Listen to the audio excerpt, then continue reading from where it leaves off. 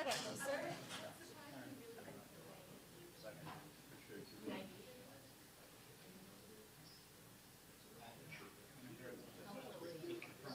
Hi, Marcel. Hi, how are you?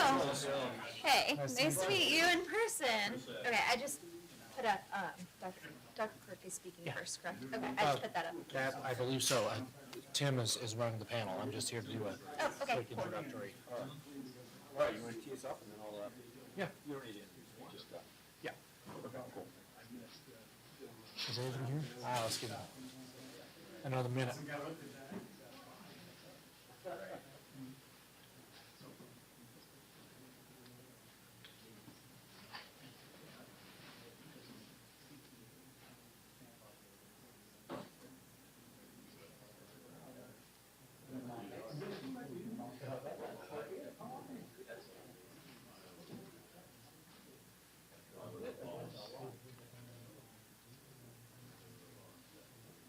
All right.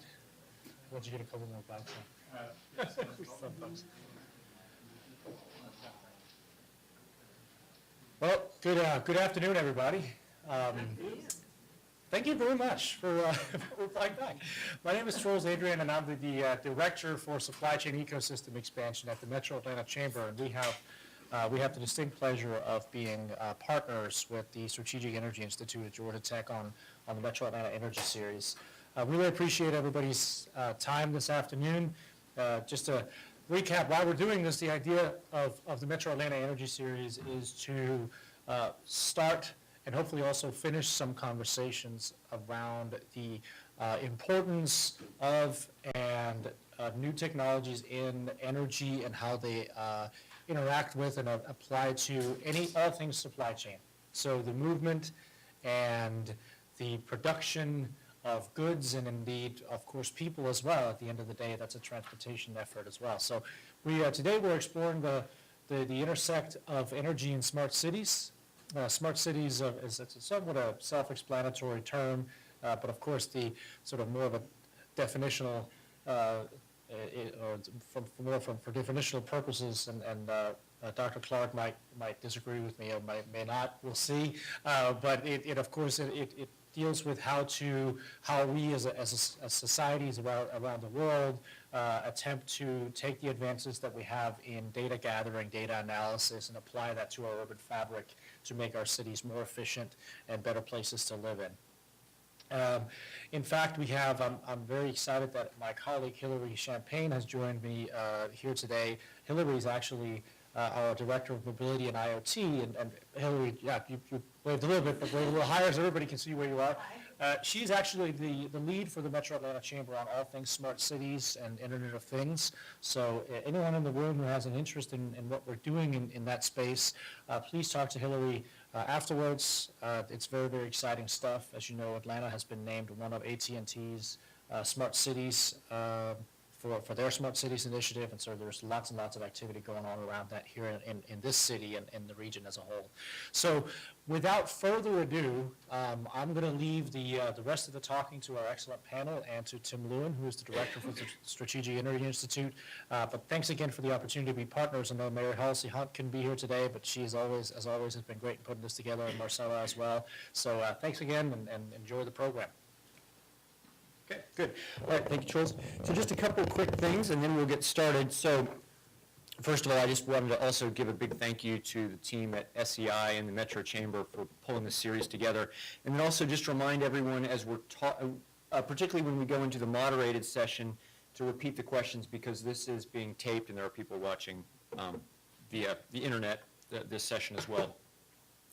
So this is actually our last session of the year. This is our 6th topic. We've been running these every other month. We've talked about oil and natural gas and transportation, and so this is an interesting one too. And the idea for this was to talk both about smart cities, but also to drill down and think about energy management and how the intersection of digital and physical technologies are influencing industrial parks and businesses, but also then all the way down to the home energy management level. And so we're talking here about thinking about both new technologies, but also leveraging the existing data streams that are out there and making more sense and gathering more information and more actionable insight out of those data streams. And then and then also aggregating, just using just the power of data from lots of different sources and being able to gather information you wouldn't otherwise be able to have. So I will, what we're going to do is we're going to have our speakers talk. We can take a quick question or two, a clarifying question. I don't want to stifle questions, but what we'll do is after the speakers, each of them will talk briefly, and then they'll come back up and stand, and we'll just have moderated Q&A, and we'll be at 1:30 sharp. Okay? So our first speaker is Jennifer Clark, Professor Jennifer Clark, who is the director of Georgia Tech Center for Urban Innovation, and she is a professor in the School of Public Policy. And she works on the development and diffusion of urban and regional policies and their effect on cities and economic resilience. She's written a book. It's called Remaking Regional Economies, which won the Best Book Award in 2009. And she's worked on innovation policy projects with a broad range of organizations, including the OECD and the Canadian, the British, and the U.S. government. So she's currently the vice president of the Economic Geography Specialty Group of the Association of American Geographers. So, Jennifer?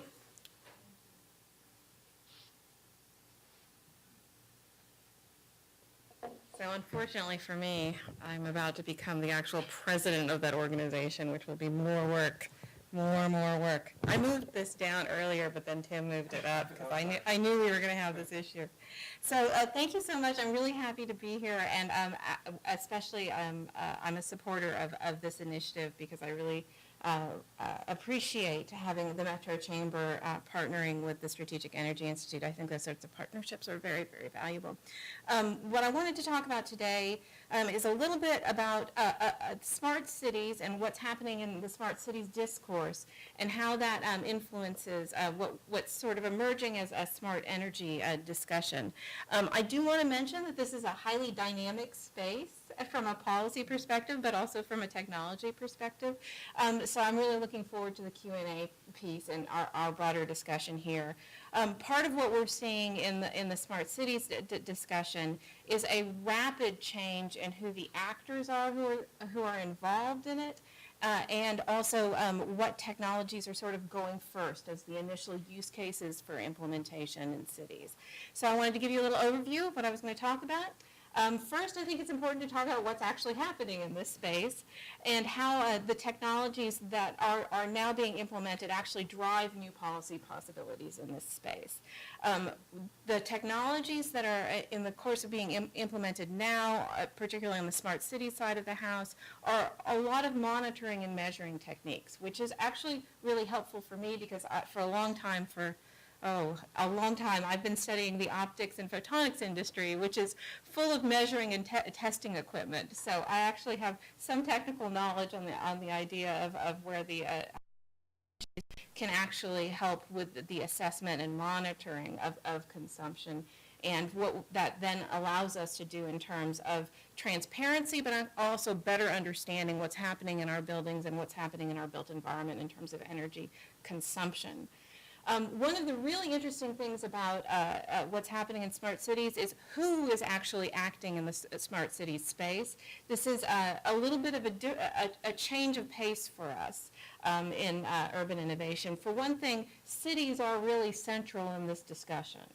That's a little bit different than, say, the past 40 years or so when we had different sort of agencies, lots of discussion about whether regional governance had to precede the actions of cities in this space. What we're seeing is that cities are participating very, very actively, and certainly in this city, in the implementation of these policies and the development of the technologies and the design as well. This has a lot to do with the scale of intervention. What are we actually going to measure? Is it building level consumption? Is it consumers in their homes at residential levels? Is it things that are happening on our streets? One of the other things about who's acting is this issue of networks, and this may be counterintuitive a little bit. We talk about it in my field as fast policy, which is this idea that policy diffusion is happening through networks of actors who are actually setting not just best practices, but also worst practices, trying to determine how, in fact, when we're in this, we don't have a rule book for this, right? This is a new sets of technologies to actually change how we understand how the policy should operate, and that's happening collaboratively in some really interesting ways. And then I finally want to just talk a little bit about some future initiatives and use cases that are on the horizon. First thing I want to say is that the City of Atlanta is incredibly active in this space. And one of the things that I think we should highlight is that the this is U.S. Department of Energy, DOE here, put together a Better Buildings Challenge in 2011, and Atlanta joined that as an initial member. And what what the Better Building Challenge has done, and this has been typical of the federal administration over the course of the last 7-8 years, is an effort to actually ask people, ask places to stand up and make commitments. So that what happens first is the partnership, the resources follow, which is atypical of the way we usually think of how the federal government operates, where they say, here's the money for the partnership. This has not been what's been going on at the federal level in the last few years. Now we're starting to see some of the resources actually start to emerge, and I'll talk a little bit about that to back up some of these partnerships. Those places that have demonstrated capacity to be partners are a little bit further ahead when it comes to how those resources are being allocated. So one of the projects that the City of Atlanta is involved in, in addition to 9 other cities, is the City Energy Project, which is really about urban sustainability modeling and policies, looking at energy, water, and transportation, and how policies, particularly city-level policies in terms of ordinances and related rules, actually change what the consumption patterns are and shift between the energy and water in particular. You'll notice, and I don't know if you can see because it's relatively small, these 10 cities are distributed in an interesting way across the United States. Part of that is the idea that one size will not fit all, right? In terms of how these ordinances, how the rules, how the idea of urban sustainability modeling plays out will be different in different places. What's going to work in Denver will probably look a little bit different in Orlando if you think about just water, for example, but if you also think about the fact that how the generation of energy is done in these different places is quite different. So the idea that you could just come up with one federal solution and say, here, implement, is just not the way it's going to work. So when I said there are these distributed groups of networks, this is in fact one of them. This is the way some of these have been constructed. I think City Energy Project is a good example. So City Energy Project is the technical background of it is National Resources Defense Council and a group called the Institute for Market Transformation. The funding for it comes from 3 different foundations, so it's not federal funding, it's not governmental funding. The idea is focused on energy efficiency of buildings. The policy and what's being implemented looks different in every city, as I said. They're juggling multiple domains, so the modeling is technically a little bit challenging as well. And the policy processes are shaping timelines. So some cities are moving further forward faster depending on their policy context, right? And then the question of analyzing these policies in the sense of which ones are more effective is a good question and part of why there's a technical assistance team set up at the beginning. So how are these third sector networks operating in this space? These intermediaries are really design, develop, and deploy intermediaries. Trolls mentioned the AT&T Smart Cities Spotlight project that Atlanta is part of. Georgia Tech is a partner in that as well. This is one of the examples of the private sector efforts to do multiple deployments concurrently in order to understand how basically ascertain what the impacts are and do that in a cross-comparative case study model, research design. Many other people are doing that too. Some of them are coming out of the third sector. For example, Bloomberg Philanthropies has been seeding what they called innovation delivery teams.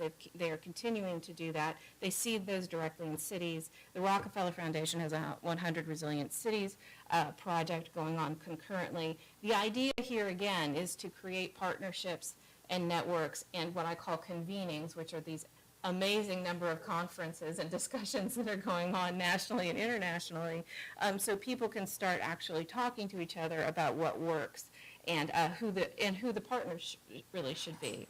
In my research group, we've been tracking these partnerships. This map shows you the concentration of these different kinds of partnerships across the U.S.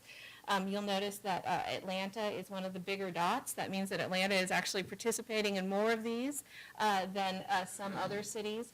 You'll also notice that these are not evenly distributed.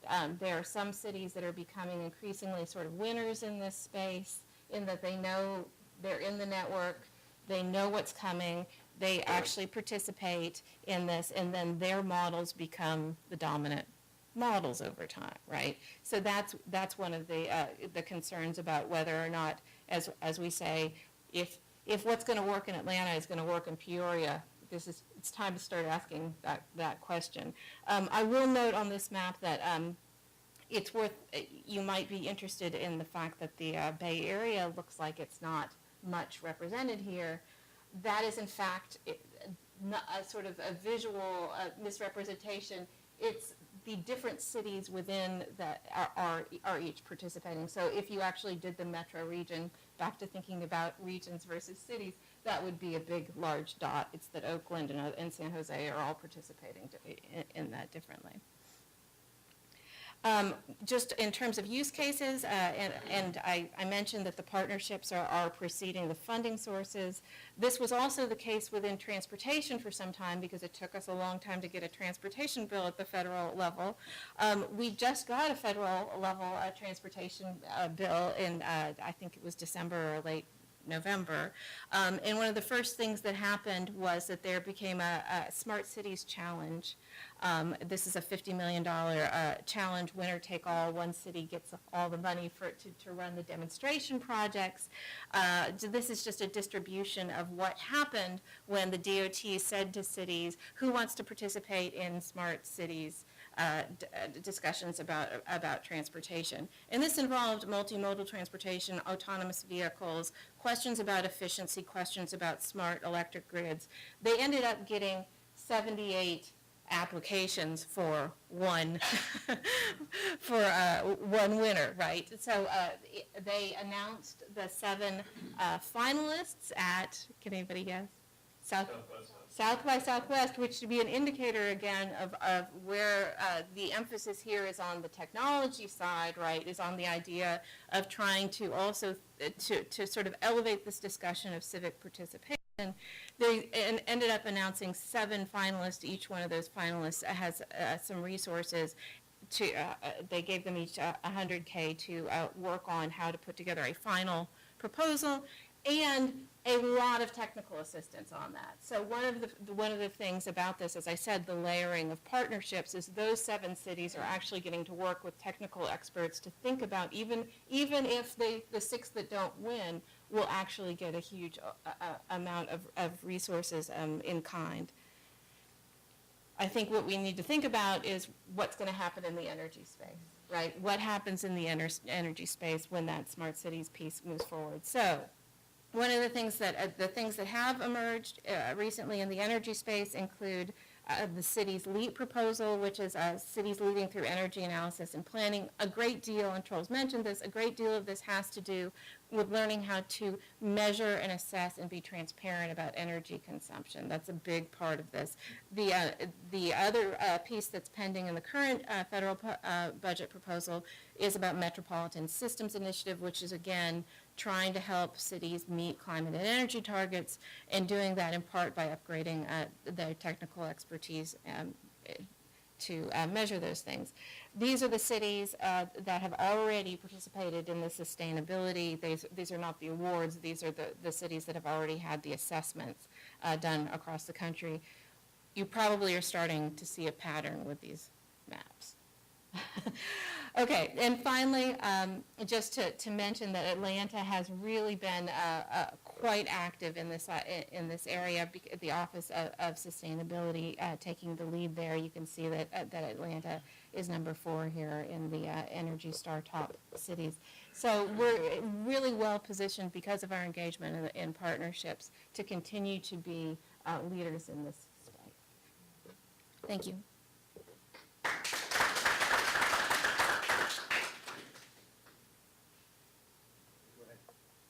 Who are the 7 finalists for $15 million? I will not remember all of them. Austin was one of them. Kansas City was also one of them. Not Atlanta. I believe either Seattle or Portland or both were. San Francisco, I think. No, there was actually, there were limitations, there were limitations on the city size. Otherwise, you might very well be looking at New York or LA, but they were above the size limit. Okay, all right, thank you, Jennifer. All right, so our next speaker is Latanja Adji, and she is the Vice President for Sales at Georgia Power.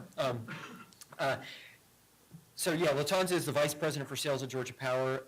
There she leads the company's efforts in marketing and sales support, products and services, national accounts, and energy efficiency.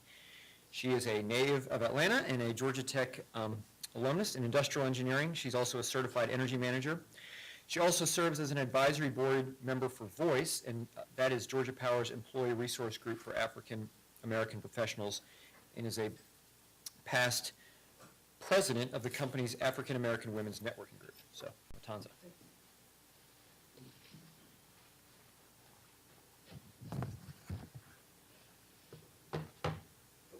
That's all right, I'll do it. Ta-da, there we go. Good afternoon. So good to be with you guys today. We share the same kind of height profile, so I can leave this thing situated right where it is and won't have to worry about it. Again, my name is Latanja Adji. I'm with Georgia Power Company. And my role here today, at least that's the role I'm assuming, is to talk to you about the utility, your local utility, right here in your backyard, that's working hard in your community every day to make sure that we have the infrastructure necessary to become a smart city. And so I want to share some of what we've been doing for many years in the past. It's interesting to me when the other speakers and I kind of spoke before the session, finally this whole idea of smart cities is come to the marketplace, right? The average consumer is kind of using that term when, you know, we go to Rathbun's, eat a steak, we're waiting on the steak, and we might fumble upon a conversation about this. But for 10, 15, 20 years or more, you've seen the local utility respond and really work on these issues in the background. And so as a power company, we're here to do three things. We keep it pretty simple. We make, move, and sell electricity, right? And so in terms of making electricity, you've seen us diversify the resources. Georgia Power is proud to say that we are one of the few companies in the country that has one of the renewable generation portfolios without having a policy mandated renewable portfolio, or not by you, Siemens, but we talked about policy. So without having a policy mandated renewable portfolio standard. And I'll come to another slide to tell you that we're also proud about the work that we're doing to push the price point with the solar market so that we do solar where it is economically viable and where it makes good sense and does not put upward pressure on electric costs for all of our customers. So when it comes to making electricity, also certainly when it comes to moving power, we've been working for many years now on grid resiliency. And so many other parts of the country are just now starting to think about this phenomenon, and you see a lot of other states racing to harden their grids, right? They understand that they have not designed their transmission and distribution systems to get power to the consumer very reliably. And Georgia Power did not rest on our laurels on that issue.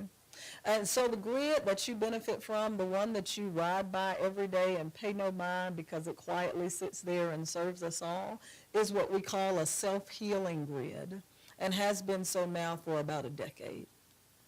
We spent about 5 or 6 years hardening the grid and making it more resilient. So we've placed smart controls on that grid. What happens is the grid, when, let's say that a car hits a pole, and just based on where that incident has happened, we should have 5,000 customers out on that circuit.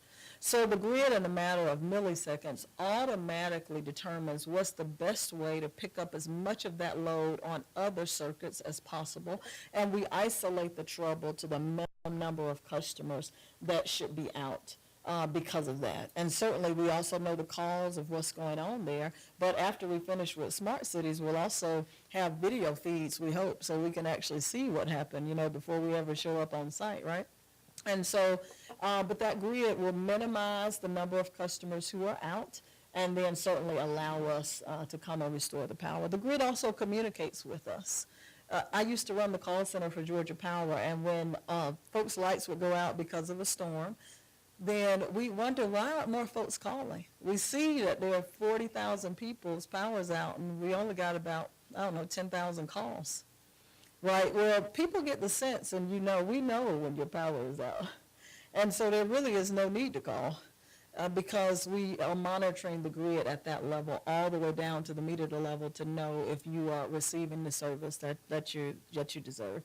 So in order to make sure that we are moving electricity in a way that gives the best reliability in the country, smart energy has been the approach that we've used to sophisticate the grid. And then lastly, I wanted to speak about the things that we're doing in terms of how we get electricity to our consumer, how we sell the product, which will finally end me up on this whole topic around what is our role for smart cities, right? So I wanted to throw up, before I move there, just on making electricity and show you that some of the things that we're doing, we've got almost 1,000 megawatts of renewable electricity resources now, working with the commission now to see if we can get another 500 megawatts and going through that process, working with our Department of Defense bases all around the state to make sure that they have energy security. So were something to happen to the grid, that they are able to independently function locally on their own. And Georgia Power is partnering with them to make sure that they've got on-site generation resources to do that. Those are just some of the things that we're doing in terms of smart energy that are already being done, just not seen at the consumer level. Now, so I talked to you about how we make electricity and how we're working hard to make sure the grid is smart there, how we move electricity, and you benefit from that because the lights are on the majority of the time. So lastly, I wanted to share with you how we get the product to the consumer and sell it to you. And so there are three ways that I decided to categorize these comments. The first is, price gets attention. Right, if it's one thing you know about Georgia Power, it's probably about how much you pay every month, right? And you definitely know when you open that envelope, we're trying to make that not a surprise. Talk to me about that on the break, because that is if we can make sure that your power bill is not a surprise, I think that's the biggest pain point we could get rid of. But when you open that bill, you're sensitive to, wait a minute, I should be paying about $225. What's up with this, right? And so you'll start your investigation. And so in terms of price, we want to raise awareness with the consumer that your behavior matters. And that is what we need to do from a social construct in our communities so that we understand how to engage at the smart city level if we're doing it at home. And so we've got price positions out, and that really help customers to think about, am I using all of my appliances at the same time, creating these unnecessary capacity peaks on the grid, or can I levelize my flow and use of the product, right, so that we can maximize the use of the grid? And so smart usage, you can check out our website and look up any of these pricing products, but there are many pricing products that we have there that really raise awareness around how you engage and use energy. Because we got to be smart as individuals and become smart homes, smart communities, and then we can really harness the power of a smart grid. So then from there, we've got all kinds of programs around save money, save energy, right? Residential, commercial. If I ask you to raise your hands, many of you here would probably say you got a rebate for, recycling your refrigerator, or you got a new HVAC unit, and you got a rebate from Georgia Power. So we're trying to encourage efficiency in the choices that you make around end uses on a regular basis. But then the last thing is certainly just what are some of the products that we are selling. And so soon we will be starting a website, the Georgia Power Marketplace is what we call it, where you can go buy these smart devices. We really want to encourage our consumers to turn their homes into smart homes. And so we want to get those devices like a Nest thermostat or an Ecobee thermostat, right, or the whole suite of Nest products into the home so that people can begin to have that day-to-day smart experience. In addition to that, and this will segue me nicely into the smart cities, which is where I want to end my comments. We're doing the LED roadway transformation in the state. There are over 400,000 roadway lights in the state of Georgia. They make sure that when you leave Publix at night or you're running from the airport to the house from an 8 o'clock or 9 o'clock flight, you got well-lit roads.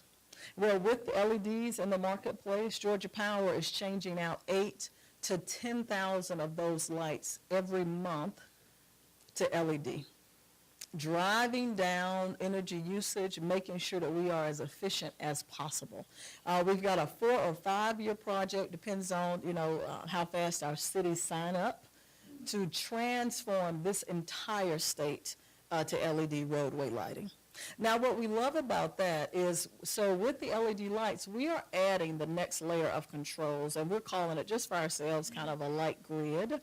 And so the old photo cell that used to just turn the light on or off, tell you if it was dusk or dark, that now becomes a node for us that can collect a lot of data about the health of the lighting system and allow us to be very proactive in how we manage that system. So instead of you having to call us and say, hey, this light is out, you guys need to come and fix this light for me, the light will tell us, I'm burning all day, I'm blinking off and on, or I've gone out and I need you to come out here and see. So a sick light, right, another self-healing network, is able to communicate with us. Now from there, the next step for us is what we call the intelligent door on the light. And so we want all of those lights, because we have 400,000 of them all around the state that we are benefiting from every day. That infrastructure should be fully leveraged to enable smart cities all around the state. So an intelligent door being placed on that light now allows that light to become a collection node, right, where a city can determine, here's what data I want to collect, and here's how I intend to use that data. So if you want to know about, if you want to look at parking optimization as a use case, and you want to know, hey, where is there a parking space that's available, so that when somebody comes in the garage at the Atlanta airport and they get that ticket, it'll also tell them to go park at space G8, and the light above that space will be blinking for you to let you know that you're hit to the right space. Right, so the lights can be collecting all of that data. That data is now able to be aggregated and then used in ways that drive much higher quality of life for us. And so that's what we feel is our role, is to make sure that there is a healthy infrastructure in place that can be leveraged. We don't have to start over. All we got to do is build on the strengths of our current assets in the field today. And so lastly, I will tell you that we're meeting with and forming partnerships with GE and AT&T, our Innovation Center, which is located in this building, and of course working with Georgia Tech and City of Atlanta to figure out where are the right use cases for us to begin to pilot this technology. There's several other cities of which I'm very jealous that are doing pilots. And being that I'm a native of Atlanta, I feel like we're not first runner-up, we're queens. And so I would rather us be early in this space of making sure that we are piloting this technology. Now, I philosophically, though, agree that smart cities is more than just for cities, that they are for campuses, because our campuses functions like cities. And they function like cities for some of our most precious citizens, our students. And so I really want us to focus on smart campuses as well as smart cities. And I could see us extending that philosophy also to the medical centers around the state, because they often too function as cities. So that's what Georgia Power is here to do: make, move, and sell electricity. We've been doing so in a smart way for many, many years, even before it became dinner conversation. And now that we're at the dinner table, we simply want to leverage the assets that are there to make sure that we poise those to enhance the quality of life for all of our communities. Thank you. We have one quick question while we're transitioning. Oh, yeah. You want to go ahead? What's the percentage of renewables in your energy So our total capacity is about 15 or 16,000 kW. So by the time we finish, about 1,500 or 10% of that will be from renewables. And then if we stack on top of that nuclear, about 25%, I don't know where the question came from, so I'm just kind of talking into the space, sorry. So about 25% of our energy usage will come from either a renewable source or from a nuclear source, so clean energy. Thank you. Thank you.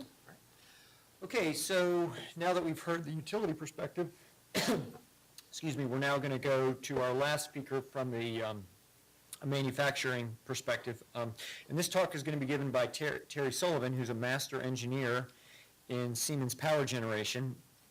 And he focuses on mechanical design for next generation of large frame gas turbine power plants, as well as the existing operating fleet. And Terry he's a professional engineer, and he holds a bachelor's degree in mechanical engineering from Virginia Tech.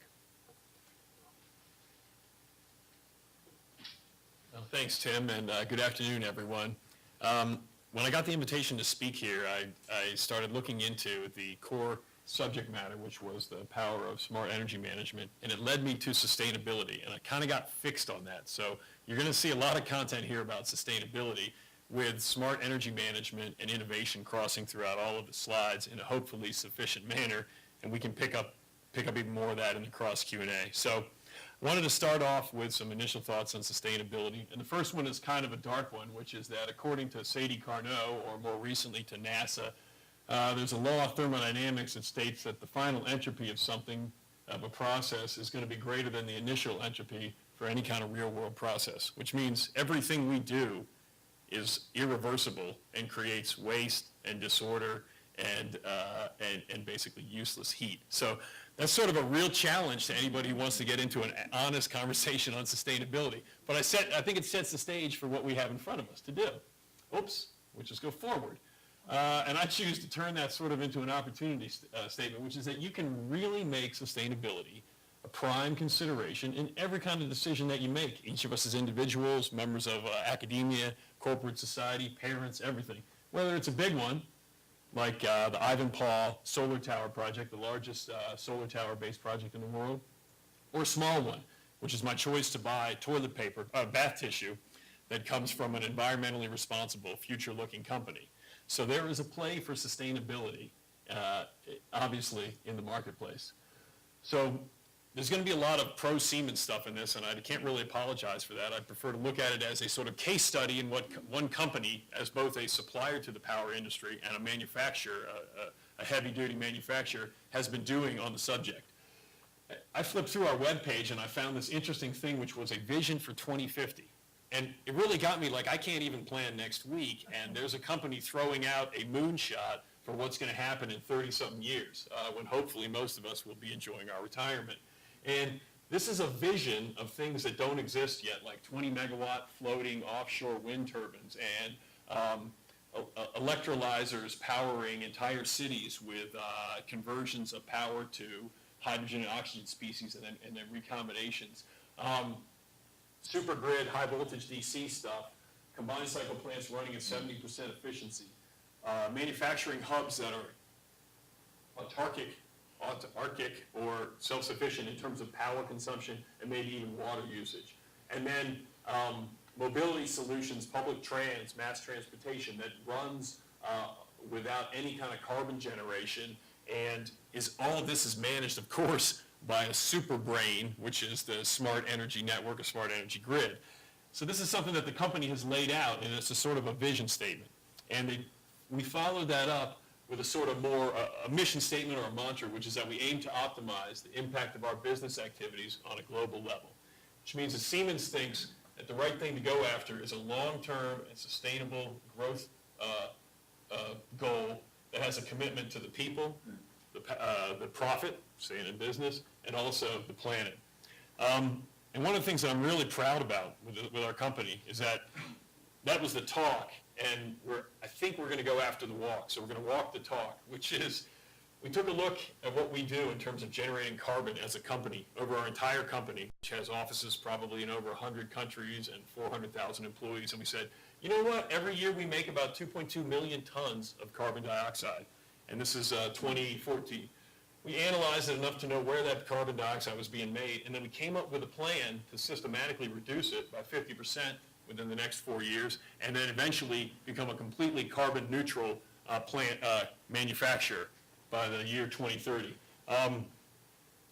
And so that's sort of an interesting thing, because we came up with the analytics to figure out where we need to go from here to get us somewhere, to get us to being a carbon neutral country. And here's the game plan. You go after energy efficiency programs in all areas of business. You leverage distributed energy systems. You attack transportation, and that's going to be a huge one, I think, for anybody making a smart city. And then you purchase green energy, which is a fortuitous thing because Siemens sells a lot of wind turbines. So at any rate, this is a ground plan for implementing a carbon neutrality future for the company. And it's a cool thing that you don't see a whole lot of companies doing.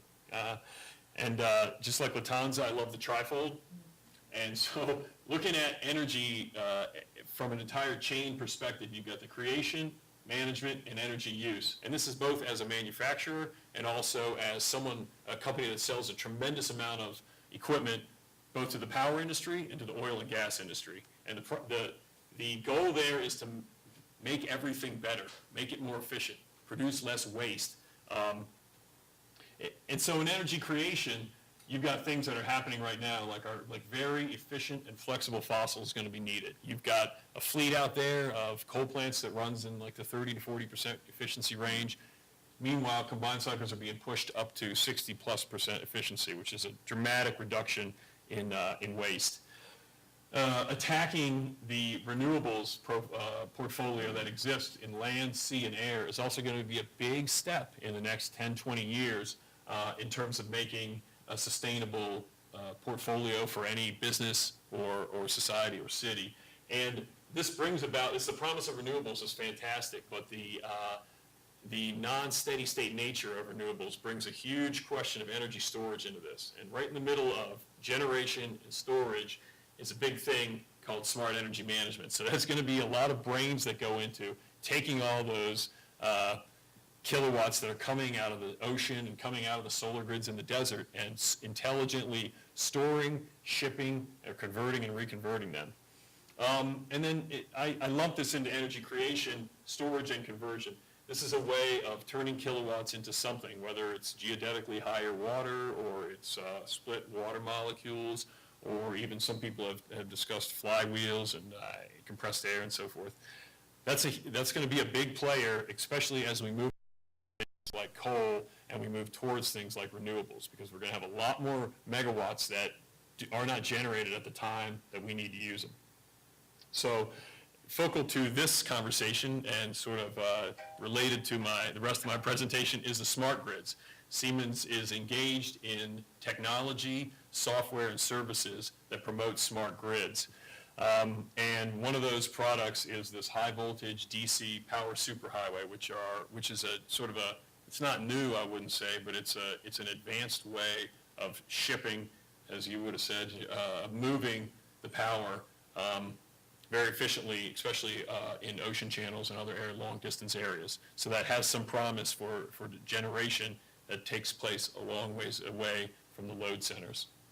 And this is one that doesn't come up all the time, but security of supply is a major issue that needs to be tackled. And that has got smart energy management written all over it, because I don't know how many hacking incidents are going to need to happen, or how many unnecessary power outages are going to need to happen before everybody remembers that that is a focal point of our energy supply chain. Energy use, this is an area where Siemens is quite active in. We have been attacking efficiency and demand management in other areas in the industry for many years, both in the equipment that we provide to industry through our automation division, and also within our own factories. Buildings, this is obviously something that Atlanta has spent a lot of time working on and has seen some really good success with. We have one of our own that we're quite proud of. We build these rails, trains, and buses in our Sacramento rail manufacturing facility. And what we did was we committed to and then effected a conversion of the facility to where it is 80 to 90% self-reliant in terms of energy, and we reduced water consumption 60%. And what you do is you spend a lot of money this year and next year to get that all converted, and then you reap the benefits for the existing life of the plant, which will hopefully be many decades. And so the reports from anyone who walks around that facility is it looks like a bunch of buildings with solar cells hanging all over the thing. And we can expect to see more of that in all of our buildings, I think. Transportation also, there is going to, if we are serious about carbon neutrality and sustainability, there's going to be a shift in transportation one way or another. And Nissan and Tesla may have one opinion about it, but right now what Siemens does is we build highly efficient and large-scale transportation for cities all over the world, both in trains and buses. So a lot of things that are in the portfolio that dramatically affect the amount of energy that is used by this country and also how it's made and how it's managed. So I also feel like when you're looking to do anything with sustainability, you need to be very open and have a lot of transparency about it. And that's why I really like some of the things that I've seen lately in the industry. And here's one from our company. We started tacking on basically an annual report on sustainability a few years back. And what it does is we self-report on how we're doing, what things we're doing, we're using more resources of, and what things we're getting wins in efficiency and consumption. We also sponsor an independent analysis that creates a United States and Canada Smart or Green Cities Index every year, and I call it the Green Cities Report. We're going to see a little bit more about that when I get to the Atlanta section of this presentation. But that's a cool way to think about, to get a scorecard on what cities are doing across the board in a very broad area of metrics for sustainability and eco-friendliness. And another thing that is offered is a program that many, like I want to say 20 or 30 large cities across the world have taken up, which is the Siemens City Performance Tool. 2 minutes? I can make it rain. Let's do it. Thank you, Tim. And the Siemens one, this is a tool that Siemens and company and cities use together collaboratively to figure out where the holes are in efficiency and usage areas. So that was the rah-rah Siemens piece. This other piece is sort of an outsider's perspective on Atlanta in the area of sustainability. And I asked myself, how is Atlanta doing? What do I know about this city? What can I tell from the city? Living in Charlotte, but being a big fan of Atlanta. And I Googled last night, or yesterday morning rather, how to get to Atlanta. And I saw this MapQuest at about 8:15 yesterday morning, and it was full of tons of highways that were all turned red. And that brings me back to this same drum that I'm beating, which is that there is an issue with transportation in terms of both the consumption of energy that it requires, and also the area for optimization that it offers with mass tran and also with more intelligent optimization of how people flow. And just to drive it home, this is a U.S. stat. This is a primary energy consumption stat, and I don't expect you to follow all the arrows, but the big red box on the left bar shows that 35% of the energy that this country uses is in petroleum. And if that number is going to go to zero in some foreseeable future due to carbon neutrality, we are going to see a sea change in transportation. And for Atlanta, low population density and congestion are problems that are going to leave room for an improvement, and I would encourage us as a city to include those in any kind of long-term development plan. This is the Siemens, the Clean or Green Cities report, and in the interest of time, I won't bore you with all the details, but Atlanta made the cut. They're in the study of 27 cities. They've got varying scores in all these areas, but one that I love is the buildings, where Atlanta gets a lot of kudos for having extremely efficient buildings, more LEED certified buildings per capita than any other city in the study, and that's because y'all embraced and accelerated this Better Buildings Challenge, and that's a really positive message. And I also picked up on the fact that the mayor has convened Office of Sustainability, and the Office of Sustainability has all these programs. I think there's 25 of them. They're attacking areas like waste, CO2, energy, land use. That's great. That's a comprehensive platform and a city's program. You can go forward from that. So that was really encouraging.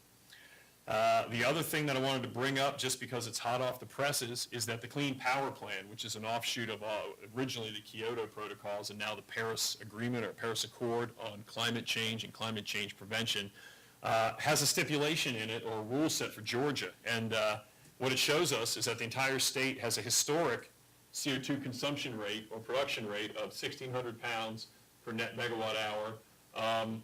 The autonomous things that the state is already doing will bring that down to 1135 by 2020. So that means the state is already making concrete measures to radically reduce a carbon footprint. The Clean Power Plan says you need to get down to 1049 by the year 2030. And what I would say about that is that Georgia seems really in a really good shape to make that, to exceed it. You might even be able to sell CO2 to other states, depending on how this all works out. But that was to me, that was a really solid message that the state is taking this issue seriously and has already done enough work up front to be ahead of the game pretty well. And that is in stark contrast to a lot of other states. So the maybe up there is in light of the fact that it has to be ratified and then it has to get through the legal hurdles. So a couple of closing thoughts. Like I said in the beginning, sustainability is not easy. It requires focus, effort, and endurance. But on the other hand, companies and cities can make a huge difference if they apply themselves. And as I was impressed to see with Atlanta, and you've got the Office of Sustainability, a Power to Change program going on right now. These sustainability improvements come from the people, the private sector, and the mayor's office. So with apologies for spending so much time on sustainability, I will thank you for your time and cede the floor back to Tim. All right, so if our speakers want to come on up. So the floor is wide open for questions, and just to remind our speakers to repeat the questions for those on the video audience.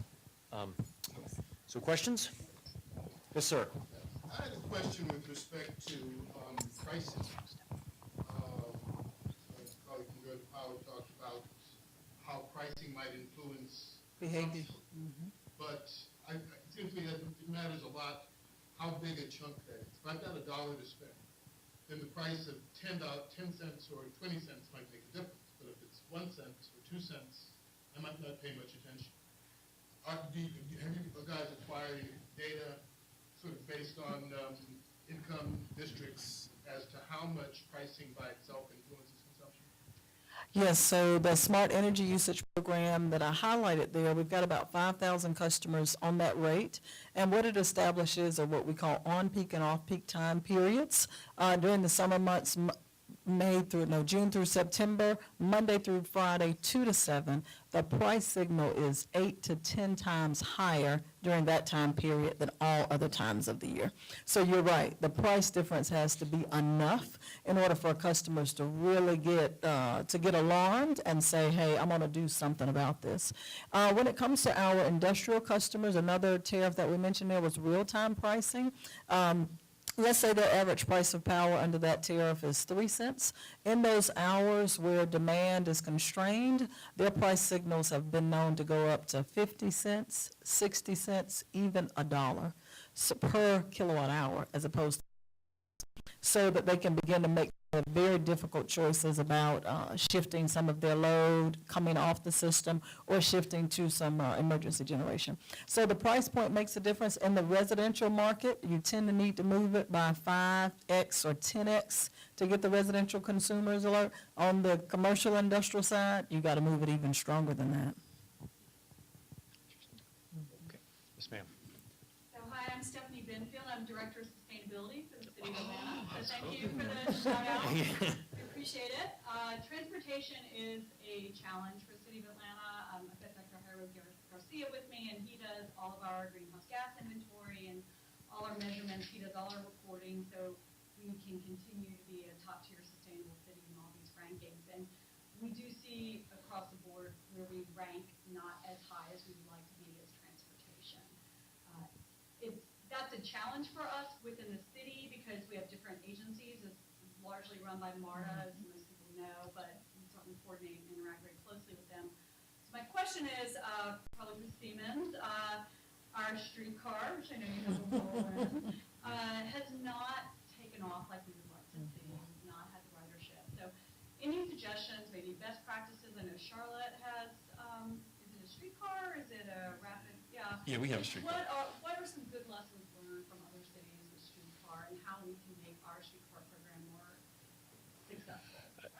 Well, I guess to me, the quickest solution would be to exchange your citizenry with a bunch of Germans, and then they would ride the streetcars eventually. If that's, yeah, just talk to the mayor. To be honest with you, I'm not familiar enough with the PR aspect or the actual ridership statistics in either Charlotte or any of the other cities where we deployed this technology to give you that kind of information. I'm sorry, but I can go back and ask those questions. So I don't have an answer for you right now.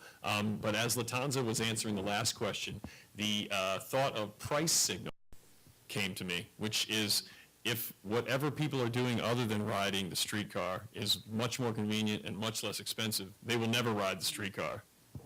And I'm not saying it gets into a whole broader subject, though, of where we choose to live and what we choose to do for choices of how big our houses are and if we live in suburbs and things like that that are very uncomfortable in a short-term political kind of discussion, but they will have a long-term effect on our sustainability, for sure. So I'm sorry I don't have that information that you're looking for, but I will go back to my back office and ask, okay? Thank you for the question. Yeah, just a possible comparable, Kansas City has also put in a streetcar. I'm not sure if it's a Siemens one or not, but they're hosting the Gigabit Better Cities. be. I don't know. And they're hosting the Gigabit City Summit in a couple of weeks, and I'll be happy to report back to you if they have any best practices that are worth sharing. Cool, thanks. Okay, other questions? Yes, sir. I just wanted to back on to your point. I think one of the things which are there for students is look at electric vehicles. They have probably one of the best rebate programs, most selling Nissan Leafs. Yeah, Georgia did away with Unfortunately, we did credit. away with it because if we really want to control emissions from transportation, Yeah. that's not going to affect economy. It's going to be all those. That's right. And I think that's where places like California and Washington are making a huge difference. Electric on the way. Yes, sir. Sullivan, is Siemens going to reduce their CO2 production 50% until 2020 all over the world, or just in certain sectors, manufacturing or overhead buildings in developed countries? Can you repeat? So the question was whether Siemens was going to reduce their CO2 footprint globally or in selected areas. Did I catch that right? Globally is the answer to that. And what I was interested to see is that our national CEO, Eric Spiegel, gave an internal sustainability talk last week as part of the whole Earth Week, which I thought was a day, but I guess it's now a week. Maybe it'll be all year in the future. And what he did was he showed us that not only did we have this goal, but every venue had a scorecard. So the Charlotte facility where I work, where we're spinning heavy metal, making gas turbines and steam turbines, we had a report card. Here's how much water you use, here's how much electricity you use, here's your transportation cost. And and that report card goes out to every venue, whether it's a design office or a sales office or a heavy manufacturing hub. And then those offices have to work on getting that number to zero in all those areas in the time horizon that we've allowed ourselves. So it's a global approach with everybody having local metrics, which are fundamentally, you got to measure it and you got to report on it, you got to talk about it if you have any hope of figuring it out, you know.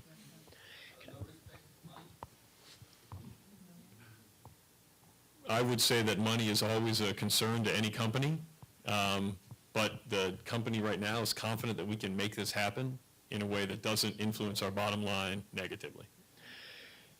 So it's an initiative, and it's bold, and we shall see. Let me ask a quick question for Latanza. You mentioned the Nest partnership. Could you talk a little bit about, how does Georgia Power, a Southern company, what's the value proposition for Georgia Power and Southern with Nest? And I mean, you mentioned the marketplace to sell the meter, but more broadly, what do you see as happening with it? Right, what's our vision for Nest and that partnership long-term? So one, we want to be inside the home. We've always stopped our relationship with the customer at the meter.